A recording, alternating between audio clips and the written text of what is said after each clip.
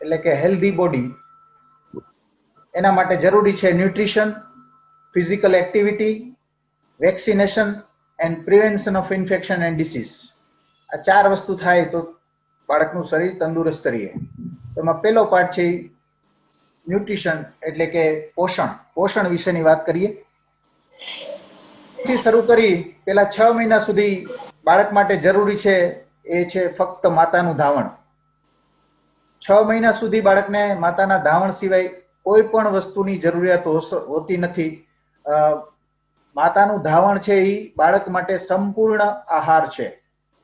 6 મહિના સુધી ફક્ત ધાવણ ઉપરાંત કશું જ નહીં, પાણી પણ નહીં. જન્મ વખતે એટલે કે બર્થ વખતે જે પેલું ધાવણ આવે છે એને કહેવામાં આવે છે કોલોસ્ટ્રમ, જે બહુ ઘટ્ટ પ્રકારનું ધાવણ છે. આ ઘટ્ટ ધાવણ જે છે એ બહુ જ કોન્સન્ટ્રેટેડ ફોર્મમાં એમાં પ્રોટીન્સ અને રોગ પ્રતિકારક તત્વો રહેલા હોય છે.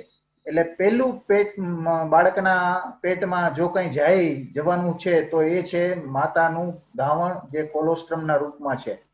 આનાથી પેલું જે આપણે કહીએ છીએ ને ગળથુથીમાં છે ને માતાનું આ જે કોલોસ્ટ્રમ જ જવું જોઈએ, આના સિવાય કોઈ વસ્તુ એના પેટમાં જઈને, કારણ કે એમાં ઘણા બધા રોગ પ્રતિકારક તત્વો રહેલા છે, ઘણા બધા કોન્સન્ટ્રેટેડ પ્રોટીન્સ આવેલા છે. એનાથી ઘણી બધી ફાયદાઓ કે આ જે કોન્સન્ટ્રેટેડ બ્રેસ્ટ મિલ્ક છે એ જ બધાના ધાવણમાં જવું જોઈએ.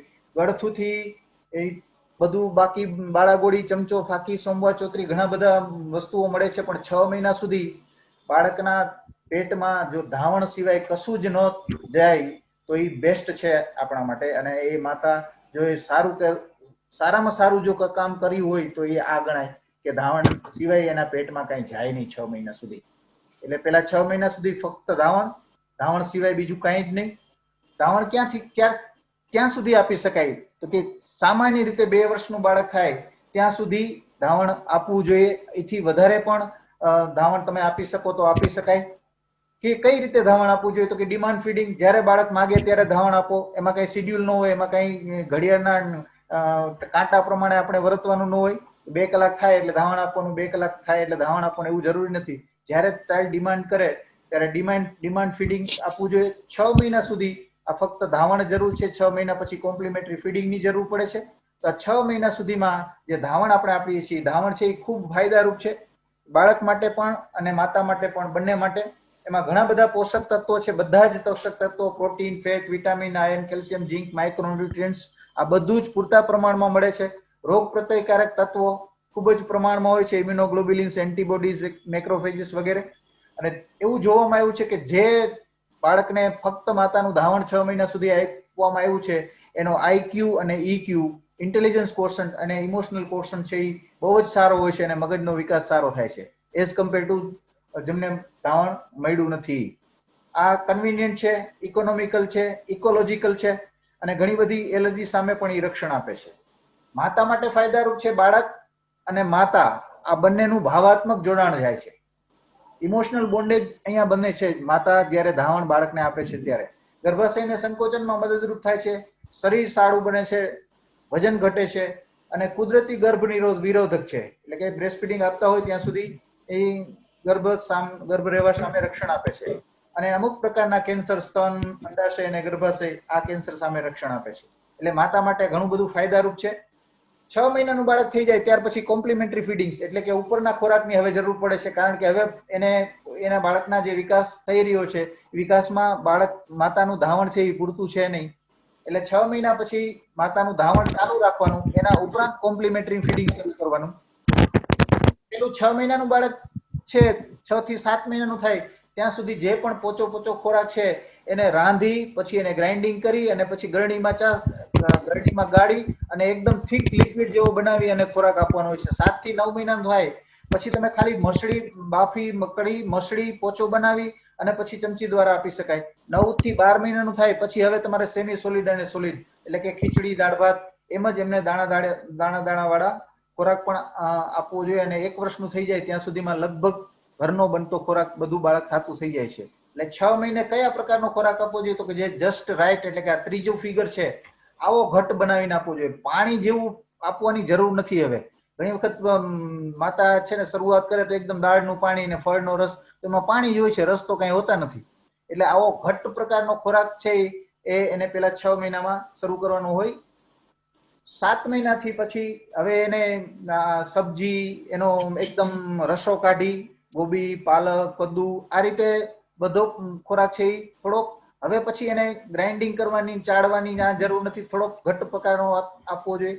અને આ મીઠી ચીજો છે એટલે કે જે સુગર વાળું છે એનું બને ત્યાં સુધી અત્યારે સ્વાદ ઇન્ટ્રોડ્યુસ કરવો નહીં. 7 મહિના પછી આ રીતે ખોરાક જે ઉપરનો શરૂ કરવાનો છે એમાં એપલ, રાઈપ, બનાના, કેરટ આ બધાનું એકદમ રસા જેવું બનાવી અને દાળ પછી ભાતને એકદમ પીસળ એકદમ મિક્સી અને સેમી સોલિડ જેવું કરી અને આપી શકાય. 9 મહિના પછી દાણાવાળો જેવો ખોરાક એટલે કે ખીચડી દાળ ભાત એમ જ કેરટ, બારકોલી, કોબીફ્લાવર, ખીચડી, દાળ, બાફેલું બટેટું, પાકું કેળું અને આવી કેરટની જે સ્ટીક બનાવી છે એવી સ્ટીક પણ બનાવીને એને બાળકના હાથમાં આપી દેવાય તો એ પોતાની મેળે ખાતા શીખે અને એ લઈ શકે. આ રીતે ખાતા એ પોતાની મેળે આંગળી શીખડે. 1 વર્ષનું બાળક થાય ત્યારે જે આપણો ટિપિકલ ડાયટ છે એ બધો જ એડલ્ટ્સનો જે ખોરાક છે એ ખાતું બાળક થઈ જાય. એટલે કે 1 વર્ષે બાળક દાળ ભાત, ખીચડી, રાબ, શીરો બધું જ ખાઈ શકે. બાળકને હવે થોડી બાબતો આપણે જોઈએ કે ખોરાક લેતી વખતે શું શું ધ્યાન રાખવું જોઈએ. તો કે બાળકને જુદા જુદા પ્રકારના ટેસ્ટ, કલર અને સુગંધ આવું બધું આવતો હોય એવો વિવિધ પ્રકારનો ખોરાક બનાવીને આપવો જોઈએ. તમે એક વખત ખીચડી આપી છે તો બીજી વખત બીજા કંઈક ટેસ્ટનું, બીજી વખત બીજી બનાવો તો એમાં ખાલી હળદર નાખીને ખીચડી બનાવો તો એનો કલર ચેન્જ થઈ જાય. બીજી વખત કંઈક એવી જે એડિબલ વસ્તુ છે કે જેનાથી તમે કલર ચેન્જ કરી શકો. આવી રીતે વિવિધ પ્રકારના કલર, ટેસ્ટ અને સુગંધવાળા ખોરાક એને આપવા જોઈએ. 6 મહિનામાં કેટલું ખોરાક આપવો જોઈએ તો કે બ્રેસ્ટ ફીડિંગ તમારું ચાલુ છે. બ્રેસ્ટ ફીડિંગની સાથે સાથે 150 ml જેટલું આપણે જે મેં કીધું એ પ્રમાણેનું એકદમ ઘટ્ટ પ્રવાહી દિવસમાં 4 વખત. પછી 9 મહિનાથી 7 મહિનાથી 12 મહિના સુધીમાં 200 ml અને 12 મહિનાથી ઉપર 250 ml દિવસમાં 5 વખત. આ રીતે એને ખોરાક ઇન્ટ્રોડ્યુસ કરવો જોઈએ. ખાય ત્યારે ખાસ આ બાબતોનું ધ્યાન રાખવાનું કે 6 મહિનાથી 9 મહિનાનું છે ત્યાં સુધી એને ખોડામાં બેસાડી, એની બાજુમાં તમે ખોડામાં બેસાડી, એની સામે નજરમાં નજર મિલાવી, એની સાથે વાતો કરતા કરતા એને આનંદ આવે એ રીતે તમારે ખોરાક આપવો જોઈએ. 9 મહિના પછી તમારી બાજુમાં બેસાડી, 12 મહિનાનું થઈ જાય ત્યારે તમારી બાજુમાં બેસાડી, બીજા બાળકોને પણ બાજુમાં બેસાડી અને આ રીતે ખોરાક એમને આપી શકાય. બીમારી હોય ત્યારે ખાસ એનું ધ્યાન રાખી અને વધારે ખોરાક લઈએ એવી આપણે કાળજી રાખવી જોઈએ. બધા જ પ્રકારના ખોરાક એટલે કે અનાજ, એમાં ઘઉં, જુવાર, બાજરો, સબ્જી, પછી સબ્જી જ બધી જાતની, બધા જાતના ફળ, દાળ, ફળિયા, દૂધમાંથી બનતી આઈટમ અને વિવિધ પ્રકારના તેલ, આ બધા જ ખોરાકનું સમન્વય કરી અને તમારે એનો બાળક માટેનો ખોરાક તૈયાર કરવો જોઈએ. તો ખાસ કયા કયા તત્વો છે એના ઉપર આપણે ભાર મૂકવો જોઈએ, કયા વસ્તુ ઓછા આપવી જોઈએ. તો ગ્રેન્સ છે એટલે કે અનાજ છે, કઠોળ છે, આ મેક્સિમમ યુઝ કરવાનો. ત્યાર પછી મેક્સિમમ છે વેજીટેબલ અને ફ્રૂટનો ઉપયોગ કરવાનો. અને ત્યાર પછી દૂધ અને દૂધમાંથી બનાવેલી આઈટમ અને જે લોકો માંસાહારી છે એના માટે મીટ, ફિશ અને એગ. અને ત્યાર પછી મિનિમમ પ્રમાણમાં ફેટ અને સોલ્ટ અને સુગર. એટલે કે સુગર એમનેમ જે આપણે જેને ખાંડ કહીએ છીએ, ખાંડનો ઉપયોગ ઓછામાં ઓછો, સોલ્ટનો એટલે કે મીઠાનો ઉપયોગ ઓછામાં ઓછો અને ચરબીવાળા પદાર્થોનો ઉપયોગ ઓછામાં ઓછો કરવો જોઈએ. તો આ રીતે કરી અને એક સંતુલિત આહાર તૈયાર કરવો જોઈએ. અને બાળકોને જે ઉપરના ટીન પેકેટમાં જે ખોરાક તૈયાર છે એ તો આપવો જ જોઈએ નહીં. ક્યારેક તમારી પાસે ટાઈમ ન હોય, તમે બહાર ગયા હોય અને આપી જ શકાય એમ ન હોય, રસોઈ તમે બનાવી શકો એમ ન હોય, ક્યારેક તમે આપો તો એ કરી શકાય. આઈસ્ક્રીમ, કોલ્ડ્રિંક, ચોકલેટ અને ટોફી આ 1 વર્ષથી નાના બાળક માટે તો આપવું જ નહીં, કારણ કે આનો ટેસ્ટ એક વખત એને ડેવલપ થઈ જાય પછી બીજો ખોરાક ઘણું બધું લેવાનું ટાળે છે અને આનું એને એડિક્શન થઈ જાય છે. એટલે 1 વર્ષ સુધી આ આઈટમ ઇન્ટ્રોડ્યુસ કરવાની જ નહીં.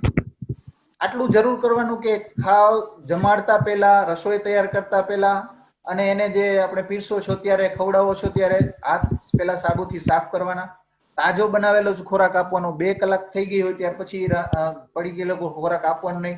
અને આવા જે લોઢાના વાસણ છે એમાં ખોરાક આપવાથી એમાંથી પણ લોહ તત્વનું થોડું પ્રમાણ મળે છે અને આ હેલ્થ માટે સારું છે. હવે બાળકને જ્યારે ભૂખ લાગી છે કે નહીં એના માટેના લક્ષણો છે એ પહેલા તમે જુઓ અને પછી એને તમે એને ફોર્સ તો કરવાનો જ નથી. આ એક ખાસ યાદ રાખવાનું છે. એને ફોર્સ કરવાનો નથી, બીજા પ્રલોભનો આપવાના નથી અને બીજા બાળકો સાથે તુલના કરવાની નથી. આનું આપણે થોડુંક હમણાં પછી બીજી વાર આગળ થોડું વધારે જોઈએ. અને એને ખોરાક ખાતા શીખવાડવો જોઈએ. બેલેન્સ ડાયટ કોને કહેવાય? તો કે બધા જ પ્રકારના તત્વો, ફેટ, વિટામિન્સ, પ્રોટીન્સ, મિનરલ્સ અને જેમાં બધા જ પૂરતા પ્રમાણમાં, એટલે કે જેમાંથી જેટલી એનર્જી જોઈએ છે એટલું આનું સમન્વયથી જે ખોરાક બને છે એને બેલેન્સ ડાયટ કહેવાય. એટલે કે એમાં અનાજ પણ હોય, એમાં કઠોળ પણ હોય, એમાં સુગર પણ હોય, એમાં ફ્રૂટ પણ હોય, આ બધાનું જ મિશ્રણ થાય એને બેલેન્સ ડાયટ કહેવાય. આ આપણે ઘણું બધું શીખી ગયા છીએ, આપણે અત્યાર સુધીમાં ઘણું સમજ્યા છીએ, જાણ્યું છે, એટલે હું એના વિશે વધારે વાત નથી કરતો. એમાં મૂળ ઘટકો જે છે, મુખ્ય ઘટકો એ છે કાર્બોહાઈડ્રેટ. કાર્બોહાઈડ્રેટ તો ક્યાંથી મળે? તો કે ગ્રેન, સિરિયલ, ફ્રેશ ફ્રૂટ અને વેજીટેબલ. પ્રોટીન વધુ ક્યાંથી મળે? તો કે કઠોળ, soybean, dairy item, animal product, આમાંથી વધારે પ્રોટીન મળે. ચરબી ક્યાંથી મળે? તો જે આપણે તેલનો ઉપયોગ કરીએ છીએ, કોટનસીડ, સોયાબીન, સનફ્લાવર ઓઇલ, મગફળીનું તેલ, આપણે આ બધું જે યુઝ કરીએ છીએ આમાંથી ફેટ મળે છે. આયર્ન, હિમોગ્લોબિન ક્યાંથી? હિમોગ્લોબિન જેનાથી વધે છે એ લોહ તત્વ. લોહ તત્વ છે એ આપણે ગ્રીન લીફી વેજીટેબલ્સ, જેગરી એટલે કે ગોળ, આપણે લગભગ અજાણમાં આપણે હોય છે, ગ્રીન લીફી વેજીટેબલ્સ, જેગરી અને whole grains, dry fruit, peas, dry fruits અને આ આઇટમ માંથી આપણે વધારે મળે છે. વેજીટેરિયન, નોન વેજ છે એ લોકો એગ્સ અને મીટ માંથી આ મળે. કેલ્શિયમ છે એ મિલ્ક પ્રોડક્ટ, યોગર્ટ અને પનીર અને બનાના, કેળા, અહીંથી આપણે કેલ્શિયમ વધારે મળે છે. ઝીંક છે એ green leafy vegetable, wheat greens, whole grain meats, cheese, egg અને આમાંથી આપણે ઝીંક મળે છે. એટલે કે બધા જ તત્વો, આ બધા જે મેં અત્યાર સુધી વાત કરી એના સિવાયના બીજા પણ ઘણા બધા માઇક્રોન્યુટ્રિયન્ટ્સ અને વિટામિન્સ, આ બધું વિટામિન્સ છે, આ બધાનું સમન્વય જ્યારે થાય અને બધું જ્યારે એક ખોરાકમાં મળી રહે ત્યારે એને કહેવાય એ બેલેન્સ ડાયટ. તો બેલેન્સ ડાયટ આપવું જોઈએ. હવે થોડીક ટિપ્સ આપું તમને. અત્યારના પ્રશ્ન માતા પિતાઓને આ શું ખવડાવવું ને કેટલું ખવડાવવું એના બહુ હોતા નથી, પણ પ્રશ્નો આવા હોય છે, ખાતો નથી. અમારી પાસે જેટલા દર્દી આવે છે એમાંથી લગભગ 50%ની ફરિયાદ મેં ના હોય. બીમારીની વાત છે એ સાઈડમાં રહી જાય, પણ પેલી વાત આવે કે સાહેબ આ ખાતો નથી, એનું શું કરશું? તો એના માટે આપણે થોડીક ટિપ્સ હું તમને આપું છું કે તમે કઈ રીતે ખોરાક છે એ બાળકને આપીએ તો એ ખોરાક આરામથી રહે. તો એક તો પ્લેન્ટી ઓફ ટાઈમ, સમય આપો. તમે જે ખોરાક ખવડાવો છો ત્યારે ખાલી 5-10 મિનિટનો ટાઈમ છે, લઈને બેસી જાય, ફટાફટ બટકું દીધું આ રીતે ખોરાક લે નહીં. એટલેમાં ટાઈમ આપો, એની બાજુમાં બેસો, એની સાથે વાતો કરતા ખોરાક આપો, એની સાથે સ્માઇલ કરો, એને એન્કરેજ કરો, એને પ્રેમ કરો. આવું કરો ત્યારે તમે એ ખોરાક એને સરસ રીતે આપી શકાય. અને ક્યારેય પણ એને ખોટો ફોર્સ કરવાનો નથી અને એને ખોટું આપણે ફોસલાવી, પટલાવી અને ઉલ્લુ બનાવવાનું નથી. Make meal time happy moment. એટલે બાળકો માટે છે ને જે ખોરાકનો જે સમય છે, ખાવા માટેનો ટાઈમ છે, એ જે પ્રક્રિયા છે ને એ એકદમ આનંદદાયક હોવી જોઈએ, તો જ બાળકો ખાતા શીખે છે. અત્યાર સુધીના જે કઈ માતા પિતાને આ પ્રશ્નો આવે છે કે કેમ ખાતું નથી, તો મારી દ્રષ્ટિએ એનું મેઇન કારણ છે કે કારણ કે એને જે ખાવાની પ્રક્રિયા છે, એટલે કે ઈટિંગની પ્રોસેસ જે છે, આ પ્રોસેસને છે ને માતા પિતાએ ત્રાસદાયક બનાવી દીધી છે બાળક માટે. કઈ રીતે? તો કે એક તો ફોર્સ ખૂબ કરે, આટલું તો ખાવું જ પડે, આટલું તો લેવું જ પડે, આમાં તો કરવું જ પડે. બીજાની બાળક સાથે કમ્પેરિઝન કરે કે ચિંટુ તો આટલું ખાઈ જાય છે, તારે તો આટલું ખાવું પડે. એક તો કમ્પેરિઝન કરો છો, એને ફોર્સ કરો છો, અને બીજું ઉલ્લુ બનાવી ઘણી વખત. જો કાગડો આવ્યો એમ કરીને બાળક આમ જોવા જાય, મોઢું ખોલે ત્યાં એને બટકું અંદર મોઢામાં આપી દે. તો આ કરવાથી બાળકને ધીમે ધીમે એવું થાય છે કે જ્યારે પણ જમવાનું નામ પડે, થાળી બનવાની તૈયારી થાય, બનાવવા માંડે ને મમ્મી, ત્યાં એને થવા માંડે કે હમણાં ત્રાસ શરૂ થશે.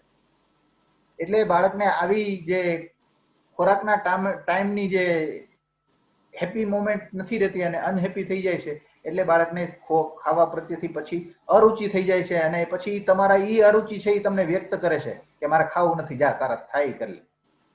એટલે આ રીતે બાળકો છે ને એ ખાતા નથી. એનું મેઇન કારણ આ છે. તો આ ફીડિંગ ટિપ્સ, એના માટે શું આપણે કહીએ તો બાળક ખાતું થાય? તો એને provide multiple choice of appropriate foods. જે જરૂરી છે એવા ખોરાકની જુદી જુદી ચોઈસ આપો. એને કેળું ન ભાવતું હોય તો તમે બીજું ફ્રૂટ આપો, બીજું ફ્રૂટ ન ભાવતો બીજું ફ્રૂટ આપો. તમે જે કંઈ કઠોળ બનાવ્યું છે કે ખીચડી બનાવી છે તો ખીચડી એને પ્લેન ન ભાવતી હોય તો દાળ ભાત બનાવીને આપો. પ્લેન ખીચડીના બદલે શાકભાજી મિક્સ કરીને ખીચડી બનાવીને આપો. આવી રીતે જુદા જુદા ઓપ્શન આપો તો એમાંથી કોઈ ના કોઈ વસ્તુ બાળકને ગમી જાય અને એ બાળક લેવા માંડે. બાળકના ટેસ્ટને અને મૂડને પણ રિસ્પેક્ટ આપો. એવું બને કે કંઈક બાળકને મૂડ નથી જમવાનો, આપણે એવું બનતું નથી. હા, તો બને છે આવું. એટલે જે મૂડમાં નથી તો કાંઈ વાંધો નહીં, 1 દિવસ 2 દિવસ કદાચ ખાવાનું ઓછું લે તો ક્યાંયમાં એને કઈ થઈ જવાનું છે. તો એવી એના મૂડને થોડુંક રિસ્પેક્ટ આપો, એની ચોઈસને રિસ્પેક્ટ આપો. એમ કે છે કે મને આ ભાવે છે તો એની જે ચોઈસ છે એને તમે વારંવાર એને, જો એ નડતે હોય એવી ટેવ નડતી ન હોય એવી જો એની ચોઈસ હોય તો એ પણ એને આપી શકાય. Don't force. આ વારંવાર કહું છું કે એને કોઈ દિવસ આગ્રહ કરી અથવા તો ખીજાઈ ધમકાવી અને આ રીતે તો ખોરાક આપવો જ નહીં, એના બદલે એ ભૂખ્યું રહેશે તો કાંઈ વાંધો નહીં. ફોર્સ કરવાથી જે કાંઈ એને નુકસાન થાય છે એના કરતા એ તમે જે ફોર્સ કરી અને ખવડાવો છો એમાં જે નુકસાન થાય છે એ નુકસાન કદાચ એ નહીં ખાય 2 દિવસ તો એનાથી ઓછું થશે. એટલે ઘણી વખત આપણે ખોરાક છે એ વારંવાર ઉપયોગ એકના એક કરતા, એક વખત બાળકે ખાઈ લીધું, આપ્યું, ખીચડી ન ખાધી એટલે પછી કોઈ દિવસ એને ખીચડી બતાવવાની નહીં. ખીચડી તો ખાતો જ નથી, ખીચડી તો ખાતો જ નથી. ખાવાની વાત આવે કોઈ પૂછે એટલે આ તો મારો કોઈ ખીચડી ખાતો જ નથી, ખીચડી ખાતો જ નથી. આવું બાળક 10 15 વાર 20 વાર તમારા મોઢે સાંભળે પછી ખીચડી ક્યાં ખાય, અને ખાવી હોય તો ન ખાય, કારણ કે નક્કી થઈ જાય ખીચડી તો ખાવાની જ નથી. તો એને પછી થોડોક ટાઈમ પછી ટ્રાય કરો, 10 15 દિવસ પછી પાછી ફરીથી ખીચડી ટ્રાય કરો તો એવું બને કે તમે વારંવાર એને આપવા રાખો તો થઈ જાય. અને જો પછી ખાય નહીં તો પણ તમે ધીરજ રાખો. બાળકનો ટેસ્ટ ડેવલપ થાય છે, એને માન આપો. ધીમે ધીમે તમે એવી રીતે ટેસ્ટી ખોરાક એને આપતા જાઓ અને એનો ટેસ્ટને ડેવલપ કરવા માટે તમે મદદ કરો. અને તમારો મગજ ગુમાવો નહીં, શાંત થઈ અને તમે પછી એને ખોરાક આપો તો બાળક એ આરામથી અને સરળતાથી બાળક બધું જ લેતું થાય. અને no TV or mobile at the time of eating. કોઈ પણ સંજોગોમાં ટીવી ચાલુ કરીને સામે બેહાડી એને તો ખવડાવવાનું જ નહીં. આવું કરવાથી એનો ખાલી ટીવીના સામે જોવાનો ઇન્ટરેસ્ટ છે એ ડેવલપ થશે, એને ખોરાક ખાવાનો ઇન્ટરેસ્ટ ડેવલપ થાય છે. કારણ કે એને ખબર જ નથી શું ખાય છે, કઈ ખાય છે, કેટલું ખાય છે, શું ખાધું છે, કઈ ખબર જ નથી. એનું ધ્યાન તો ટીવીમાં છે. તો આ જે ખોરાક તમે આપો છો એના પ્રત્યેનો એનો લગાવ કેવી રીતે ડેવલપ થશે? એટલે કે ટીવી અને મોબાઈલ સાથે તો કોઈ દિવસ પણ ખોરાક એને આપવાનો જ નથી. અને જ્યારે બાળક એમ કે મારે ખાવું નથી, રિફ્યુઝ કરે તો શું કરવાનું? તો make sure she is hungry, C or he is hungry. કે પેલા તો નક્કી કરો કે એને ભૂખ છે કે નહીં. ઘણી વખત અમારી પાસે પેરેન્ટ્સ આવે છે અને આવીને એમ કે સાહેબ આ કાંઈ ખાતો જ નથી. પછી આપણે પૂછી કેટલા વર્ષ થયા? તો કે 1 વર્ષ. પછી આપણે પૂછી વજન કેટલું છે આજે? તો કે 10 કિલો. એનો મતલબ કે 1 વર્ષે જેટલું એનું સ્ટાન્ડર્ડ વેઇટ હોવું જોઈએ એટલું એનું વજન છે. એનો મતલબ એ છે કે જે ખોરાક લે છે એ બરાબર લે છે. અને એની માતા પિતાની ફરિયાદ એ હોય કે આ ખાતો નથી. તો એનો મતલબ એ કે જે એની જે ભૂખ છે ને એ પર્યાપ્ત માત્રામાં પૂરી થઈ જાય છે. તો ભૂખ પૂરી થઈ જાય છે એટલું એ ખોરાક લઈ લે છે. પછી કદાચ તમને ગમતો ખોરાક નથી લેતો ને બીજો એને ગમતો ખોરાક લઈ લે છે. એ રીતે એની ભૂખ પૂરી કરે છે. એટલે એક તો પહેલા નક્કી કરો કે એને ભૂખ છે કે નહીં, અને પછી એને ચોઈસીસ આપો. જુદા જુદા ટેસ્ટ, આ એક વસ્તુ ન ભાવતી તો બીજી વસ્તુ આપો. અને છતાં પણ જો પછી ખોરાક લેવાની રિફ્યુઝ કરે કે ના ના મારે તો ખાવું જ નથી, તો એને કાંઈ વાંધો નહીં, પડતો મૂકી દો, ફોર્સ નહીં કરો. બરાબર? અને તો પછી થોડી વાર પછી તમે એને એ ખોરાક આપો. ઘણી વખત શું થાય છે કે આપણી જે ખોરાકની એની હેબિટ છે એ આપણે એવી ડેવલપ કરી દીધી છે એને નુકસાન કરે છે. તો આ રીતે તમે ધીરજ રાખીને કામ કરવું જોઈએ. અને ધીરજ રાખી અને એને ખોરાક માટેનું એનો ટેસ્ટ ડેવલપ થાય છે એને ધ્યાનમાં રાખી અને કરવું. અને જ્યારે એ ખોરાક લે છે ત્યારે એમાં ધ્યાન આપો, એટેન્શન આપો. યસ, વેરી ગુડ, હા, my child has taken good diet. આમ કહેવાનું જ્યારે પણ થોડુંક પણ લે ત્યારે. પછી એમ કરી એનું પ્રોત્સાહન વધારે તો વારંવાર એને ખોરાક લેવા માટે, અને આ છે એમાં સારી ટેવ પડશે. બીજી અહીંયા એક વાત આપણે ખોરાકની બાબતમાં ધ્યાન રાખવાનું એક એ છે કે પૂરતા પ્રમાણમાં પોષણ લે, અને એને આપણે આપવાની મેથડ જે છે એ મેથડમાં ધ્યાન રાખવાનું છે. અને એને આ મુમેન્ટ છે એ હેપી મુમેન્ટ બનાવવાની છે.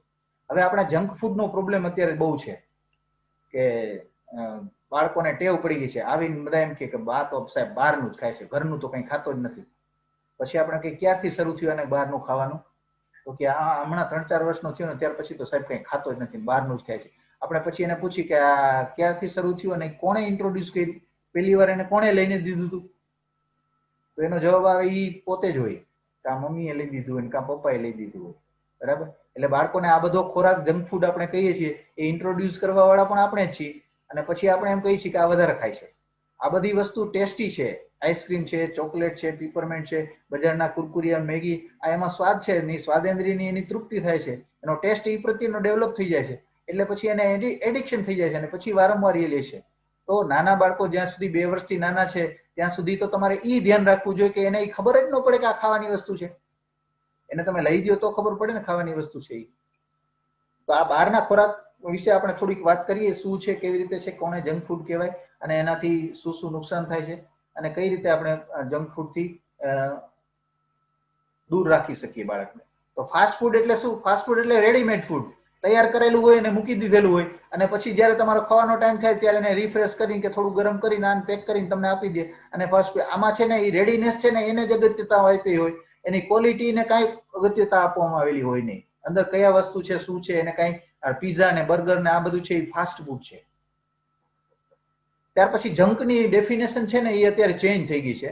પેલા જંક એટલે JUNK હતું. એનો લિટરલ મિનિંગ શું છે? જંક એટલે કચરો, કબાડખાનું. અને આપણે એમ કે મારો છોકરો જંક ફૂડ ખાય, કચરો ખાય છે. તો આ જંકની વ્યાખ્યામાં હવે અત્યારે આ જંક સિવાયનું પણ આવે છે. જંક ફૂડ કોને કહેવાય? તો કે it is high in fat, salt and sugar. આમાં એમ્પ્ટી કેલરી વધારે હોય છે. કેલરી હોય છે એમાં, પણ એ કેલરી કેવી છે? તો કે એમ્પ્ટી કેલરી છે. એમાં કોઈ જાતના ન્યુટ્રિયન્ટ્સ નથી. એમાં જે પોષક તત્વો છે એ પોષક તત્વો વગરની કેલરી છે. એટલે એકલું સુગર અને સોલ્ટ અને ફેટ છે. જે કઈ જરૂરી એટલા પ્રમાણ કરતા ઘણું બધું વધારે આમાં હોય છે. આને કહેવાય જંક ફૂડ. ત્યાર પછી અલ્ટ્રા પ્રોસેસ ફૂડ એટલે ખોરાકને એટલો બધો પસળીને મારી મચોડીને આ મિક્સ કરી ઘણા બધા એડિટિવ્સને એડ કરી અને પછી એને ફાઇન રિફાઇન કરી બનાવેલું હોય એને અલ્ટ્રા પ્રોસેસ કહેવાય. આ પણ જંક ફૂડની વ્યાખ્યામાં આવે છે. ન્યુટ્રિશનલી ઇનએપ્રોપ્રિએટ ફૂડ આ પણ જંક ફૂડની વ્યાખ્યામાં આવે છે. ત્યાર પછી અત્યારે જે કેફિનેટેડ કાર્બોનેટેડ બીવરેજીસ આવે છે, એટલે કે એને કે અત્યારે પાછા શું કે એનર્જી ડ્રિંક્સ છે. આપણી એનર્જી લોસ થઈ જાય ને એટલે એનર્જી ડ્રિંક લઈ લો ને એટલે તમારામાં એનર્જી આવી જાય. પણ એની સાથે સાથે કેટલું નુકસાન કરે છે એ આપણે ખબર નથી. પછી ઘણા બધા સુગર સ્વીટન બીવરેજીસ આવે, એટલે કે સોસિયો ને થમ્સઅપ ને આમાં એટલું સુગર અને સોલ્ટ ને આ નાખેલું હોય છે ને ઘણા બધા ટેસ્ટ માટેના કેમિકલ્સ ને એડિટિવ્સ ઉમેરેલા હોય છે. તો આ છે જંક ફૂડ છે, આને જંક ફૂડ કહેવાય. આ જંક ફૂડ કેમ હેલ્ધી છે? તો કે એમ્પ્ટી એનર્જી છે. એનર્જી મળે છે, ન્યુટ્રિયન્ટ્સ મળતા નથી, એટલે ઓબેસિટી થાય, ડાયાબિટીસ થાય, હાઇપરટેન્શન થાય. લો ન્યુટ્રિયન્ટ્સ છે, એમાં કઈ ન્યુટ્રિયન્ટ્સ છે નહીં, એટલે ન્યુટ્રિશનની ડેફિશિયન્સી થાય. અને આ જયારે જંક ફૂડ લેવાઈ જાય એટલે પછી સારો ન્યુટ્રિટિવ ખોરાક લેવાય નહીં. એટલે એની સામે પછી તમે એમ કહો રોટલી ખાતો નથી, પણ ક્યાં એને એક આખું પડીકું તમે કુરકુરિયાને ખવડાવી દીધું છે. પછી ક્યાંથી તમારું હેલ્ધી ડાયટ લે છે એ લેવાનું છે? Many preservatives are added. ઘણા બધા એમાં પ્રિઝર્વેટિવ. તમે કોઈક વાર તો જોજો કે આવા બધી વસ્તુઓ જે છે એના પડીકામાં અંદર કન્ટેન્ટમાં શું શું લખેલું હોય છે. એક કન્ટેન્ટને તમે ગૂગલ સર્ચમાં સર્ચ કરશો ને તો એમાં બધામાં લખ્યું હશે કે this is poison, this is poison, this is poison. આવા તત્વો એડિટિવ્સ તરીકે આ પ્રિઝર્વેટિવ ને આને ઘણા બધા એડ કરેલા હોય છે. આવા બધા ખોરાકો ખાવાથી પેટનું ડિસ્કમ્ફર્ટ થાય. ફ્રૂટ જ્યુસીસ છે આ પીવાથી દાંતમાં ખારી ખાઈ જાય, છેરાઈ જાય અને દાંતમાં કેરીસ થાય. અને ફ્રૂટ જોઈને ફ્રૂટ જ્યુસીસ. હવે ફ્રૂટ છે, ફ્રૂટ કોન્સન્ટ્રેટ છે એ 100% ફ્રૂટનું જે આપણે રસો બનાવી છે ને એને ફ્રૂટ જ્યુસ કહેવાય. તો ફ્રૂટ જ્યુસ આપી શકાય પણ ફ્રૂટ ડ્રિંક નહીં. ફ્રૂટ ડ્રિંકમાં ઓનલી 20% કોન્સન્ટ્રેટેડ ફ્રૂટ્સ હોય છે, બાકીનું તો 80% પાણી છે. તમે ફ્રૂટી ને માઝા મેંગો ને આ જે છે એમાં તો કઈ એને ફ્રૂટ ડ્રિંક તરીકે લ્યો તો એમાં કઈ ફ્રૂટનો ભાગ જ નથી. એમાં ફક્ત છે એ પાણી છે અને એમાં આનો એસેન્સ નાખેલો છે. એનર્જી ડ્રિંક્સ મેં તમને વાત કરી ને, they are non alcoholic beverages containing stimulants like caffeine. આમાં બહુ જ ઊંચા પ્રકારનું કેફીન હોય છે. ઘણા બધા આપણે છે ને કેફીનને એવોઇડ કરી છે કે ચા જાજી પીતા નથી, કોફી જાજી પીતા નથી. આ કોફી અને ચામાં જે કેફીન હોય છે એ આ લોકો એનર્જી ડ્રિંક્સમાં બહુ જ ખૂબ જ પ્રમાણમાં નાખે છે. આને એનર્જી ડ્રિંક્સ કહેવાય. સામાન્ય રીતે આ કેફીનનું રેકમેન્ડેશન છે એ એડોલેસન્સમાં 100 મિલીગ્રામ છે. અને જે આ કેફિનેટેડ જે ડ્રિંક્સ છે એમાં એક એનર્જી ડ્રિંકમાં 150 થી 500 મિલીગ્રામ તો એક જ પેકમાં આવી જાય છે. એટલે કે ડેઈલી રિક્વાયરમેન્ટ કરતા 3 ગણું એમાં કેફીન આવે છે. તો આટલું હાઈ પ્રમાણમાં કેફીન આમાં હોય છે. હવે અમારું જે ઇન્ડિયન એસોસિએશન ઓફ પીડિયાટ્રિક્સ જે છે IAP એને ગાઈડલાઈન આપી છે કે ખોરાકમાં શું શું આપવું જોઈએ. તો home Cook food with minimum use of free sugar and trans fat. ઘરે રાંધેલો ખોરાક, ઓછામાં ઓછી સુગર અને ઓછામાં ઓછી ટ્રાન્સ ફેટ હોય આ ખોરાકને પ્રિફર કરવાનો. એટલે કે હોમ કુક ફૂડ છે એમાં ટ્રાન્સફેટ કઈ રીતે થાય? તો કે વારંવાર એકના એક તેલ ઉકાળીને પછી વાપરો, ભજીયા બનાવ્યો હોય એને પાછું લઈ લ્યો અને વળી બીજે દિવસે પછી તમે શાકમાં નાખો તો આમાં જે છે એ ટ્રાન્સફેટ વધી જાય છે. બરાબર. સુગરનું પ્રમાણ આપણે વારંવાર એડિટિવ તરીકે ટેસ્ટી બનાવવા માટે પેલા લીંબુ નાખે ને પછી માથે સુગર નાખે એટલે એકદમ ટેસ્ટ ડેવલપ થાય. તો આ બંને પ્રમાણ ઓછું રાખી અને ઘરે રાંધેલો જે ખોરાક છે એને પ્રિફર કરવો જોઈએ. ક્યારેક ક્યારેક તમે રેસ્ટોરન્ટનું ખાઓ અથવા તો જંક ફૂડ બનાવી લ્યો, 15 દિવસે મહિને દિવસે એકવાર રેસ્ટોરન્ટમાં જઈને જમો એ બરાબર છે, પણ ડેઈલી માટે હોમ કુક ફૂડ જ આવો યુઝ કરવો જોઈએ અને બાળકોને લંચ બોક્સમાં પણ આવો જ હેલ્ધી ડાયટ છે એ તમારે આપવું જોઈએ. કેફિનેટેડ ડ્રિંક્સ છે એના માટેની ગાઈડલાઈન છે તો avoid T coffee completely in the children below 5 year. 5 વર્ષથી નાનું બાળક છે એને ચા કોફી આપવાના જ ન હોય. Limit tea coffee to 1 cup per day in adolescence. આજે મોટી ઉંમરના 12-18 વર્ષના છોકરા છોકરીઓ છે એના માટે 1 કપથી વધારે ચા અથવા કોફી નહીં આખા દિવસમાં. આ અમારી પ્રેક્ટિસ ગાઈડલાઈન છે આઈએપીની. અને ફ્રૂટ જ્યુસની બાબતમાં avoid completely in children below 2 year. 2 વર્ષથી નાના બાળકોમાં કોઈ પણ પ્રકારનું ફ્રૂટ જ્યુસ નહીં. એના બદલે એને નાળિયેર પાણી અને બીજા ઘરે ફ્રૂટ ખાતા શીખવો. ઘણી વખત માતા પિતાની ફરિયાદ હોય કે અમારો દીકરો કે ફ્રૂટ સાહેબ ખાતા જ નથી, ફ્રૂટ ખાતા જ નથી. તો આનું કારણ એક એ છે કે આપણે એને હેબિટ ડેવલપ કરેલી નથી ફ્રૂટ ખાવાની. બરાબર. અને જ્યારે પણ શરૂઆતમાં નાના બાળકો હોય ને ત્યારે ઘણી વખત એવું થાય કે બહારથી રમીને આવે ને એટલે ફટાફટ ફ્રીજ ખોલી અને એમાં કેળા કે એપલ કે ચીકુ કા હોય ને એને ભૂખ લાગી હોય એટલે લઈ અને ફટાફટ કરતા ખાવા માંડે એટલે એના મમ્મી શું કરે? એના દોડતી આવી અને ઝટ મારીને લઈ લે. શું કામ? કારણ કે અત્યારે જો આ ફ્રૂટ ખાઈ લેશે ને તો પછી ઓલી થાળી બનાવી લઈ છે એ જમશે નહીં. તમારો મતલબ એને ક્યારે શું ખાય છે એના બદલે એને બધી વસ્તુ એને સપ્રમાણ મળે છે કે નહીં છે ઈ છે. તો એ અત્યારે ફ્રૂટ કદાચ લઈ લેતો હોય તો ભલે લઈ લે, તો શું વાંધો છે? જમવાનું તમે 1 કલાક ડીલે કરી નાખો, 1 કલાક પછી આપી દો. અને બાળકો છે ને એ નેચરલ કુદરતની વધુ નજીક રહેતા બાળકો છે. આપણે છે ને એ આપણે ભૂખ ન લાગી હોય તો ખાય. બાળકો છે એ ભૂખ ન લાગે એટલે ખાય નહીં. કુદરતી રીતે જીવવું આને કહેવાય. ભૂખ લાગે ત્યારે ખાવાનું હોય, ભૂખ ન લાગી હોય ત્યારે ખાવાનું ન હોય. આને કુદરતની નજીક કહેવાય. એટલે બાળકો છે એ કુદરતની વધુ નજીક છે એટલે એને જે ભૂખ હોય ને તો જ ખાય. બાકી તમે ગમે એટલો ફોર્સ કરો ને તો એને નુકસાન કરે, એને ફાયદો કરે નહીં. અને આપણે વારંવાર આવું ફોર્સ કરી અને એને જે ભૂખ ન હોય ત્યારે એને ખવડાવવા માટેના પ્રયત્નો કરી છે. અને મેં તમને ફ્રૂટની જેમ વાત કરી ને, ઝટ મારી લઈ લે અને પછી છે ને જ્યારે તમે એને ફ્રૂટ ન ખાવું હોય ત્યારે ખવડાવવું છે, ખાવું ત્યારે નથી ખવડાવવું. આમ કરતા કરતા પછી એને અરુચિ થઈ જાય ફ્રૂટ ખાવું જ નથી. 2-3 વાર 4 વાર 5 વાર એને ઝટ મારીને ફ્રૂટ લઈ લે તો પછી એને એના પ્રત્યે રુચિ રહી. એટલે એને બાળક છે ને કોઈ દિવસ ટાઈમ ટેબલ ને ફોલો નહીં કરે. આ એક ખાસ ધ્યાન રાખજો. આપણે સવાર બપોર સાંજ નાસ્તો, સવારે નાસ્તો, બપોરે દાળ ભાત રોટલી શાક, સાંજે દાળ ભાત રોટલી શાક આવી રીતે જમવાનું, એવી રીતે બાળકો ફોલો કરે નહીં. એને તો ભૂખ લાગે એટલે ખાય. તમારે એ જોવું પડે કે એને અત્યારે ભૂખ છે તો એને આપો. પછી 10 વાગ્યા હોય, 11 વાગ્યા હોય, 4 વાગ્યા હોય, 5 વાગ્યા હોય, 3 વાગ્યા હોય, ભૂખ ન હોય તો એ નહીં ખાય એટલે ત્યારે નહીં